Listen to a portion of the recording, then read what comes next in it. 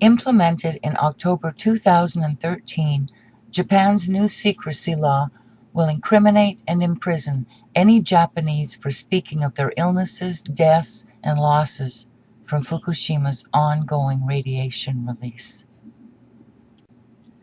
Ever since the Fukushima Daiichi triple meltdown of March 2011, we have not received any honest reports coming out of Japan's government or TEPCO, and the IAEA, the International Atomic Energy Agency, has the whole world and all scientists silenced on the actual truth about this worldwide nuclear event.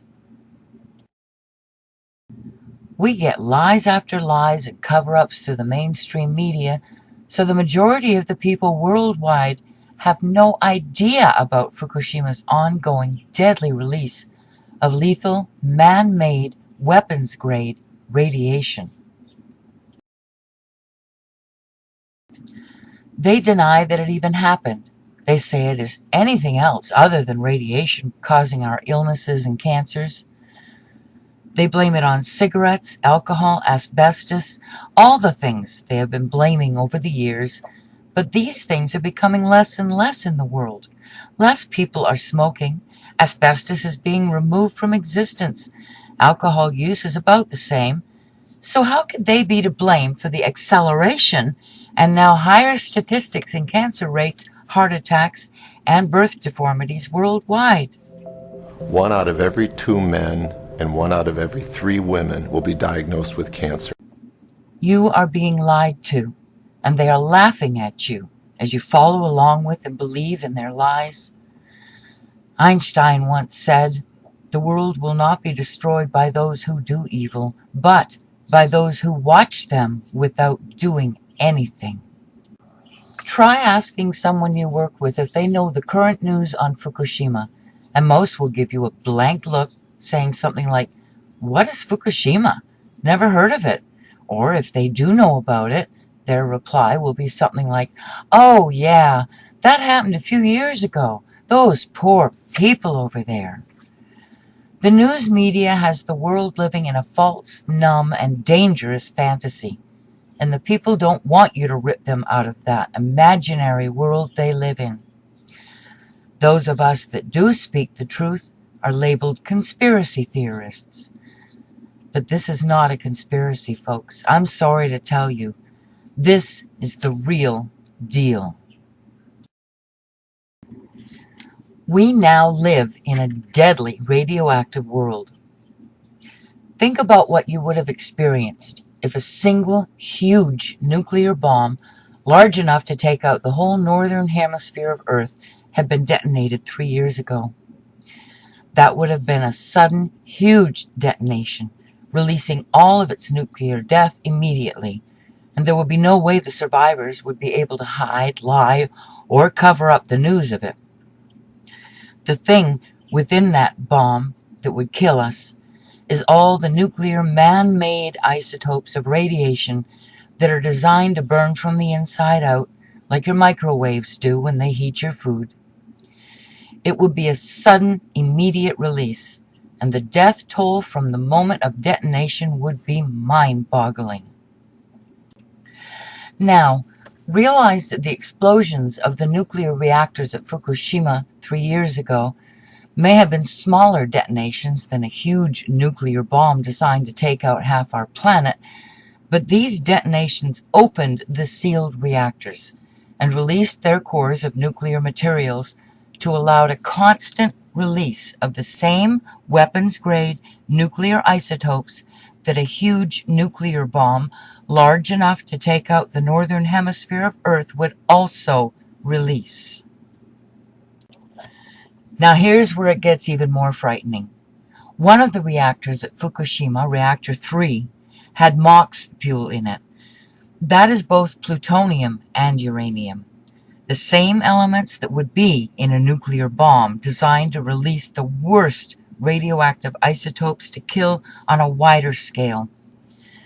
Reactor 3 and the other destroyed reactors are constantly releasing this nuclear death 24 hours a day and have been releasing this every single day since March of 2011. And no, these radioactive isotopes do not dilute, either in the air or the oceans, as the IAEA's pet scientists would have you believe through their publicly stated lies. They build up as more and more of them are being released, and they multiply. These isotopes are neutrons, protons, and electrons, atoms, in fission. And after their so-called half-lives, they do not just disappear or get weaker. It is the fission that splits the atoms into 2 or 3.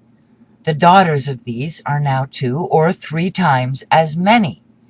And when their fission is complete after their half-life, each one of those gives birth to 2 or 3 more, even deadlier radioactive isotopes that have much longer lifespans than their parent isotopes that are also undergoing their own nuclear fission.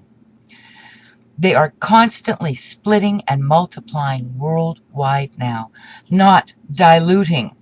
In fact, the word diluting doesn't even belong in the same sentence that is related in any way to man-made nuclear isotopes. When these isotopes enter your body, they burn their way through your body's cells and your DNA as they undergo their fission. The cells become damaged and begin to attempt to repair themselves, but your damaged DNA no longer has the ability to provide the blueprint for that cell's original composition. So the damaged cells grow and grow, not knowing when to stop, until they become malignant, cancerous tumors. If your DNA is damaged and you have offspring, your DNA no longer has a working blueprint to be able to know how to build another life. So we see terrible deformities in new births, including our wildlife and in our plants.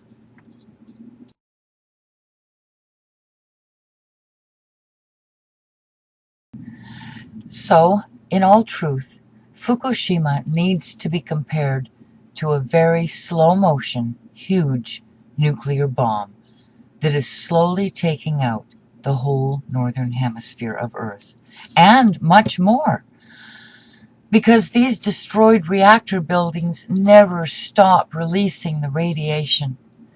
The radiation now has become an amount that is much more than a single nuclear bomb detonation. Think about it. They don't even know where the 3 cores that escaped their reactors are now, so they continuously pour water over the areas to hopefully keep them from getting hotter. They are hot and fully active, burning their way with full nuclear fission into Earth's crust. Japan has no idea what they're doing and will not accept any help from the worldwide nuclear scientific community. Above all issues on Earth, we need to stop this radioactive release. But what we need to stop it with has not yet been invented. So, what is needed is a scientific think tank to be formed to attempt to invent something to stop this release. But the IAEA has the nuclear scientific community turned into puppets. Instead, our once trusted scientists speak of this disaster as though it is nothing to worry about, and compares it to natural, not harmful potassium-40 radiation in bananas and licking iPhone chargers. These levels of radiation are just above natural background at the WIP site.